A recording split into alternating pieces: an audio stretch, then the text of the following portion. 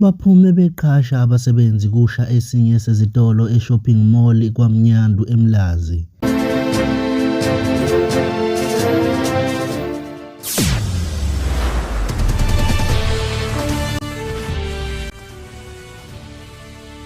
Lethu kuhle la TV sikwamukele futhi kanti besihamba phambili zithi baphume ngesamagundane abasebenzi base-Shoprite ngesikhathi kuqhamuka ilangabi lomlilo esitolo sakhona esiKwamnyandu e-shopping mall namhlanje ekseni.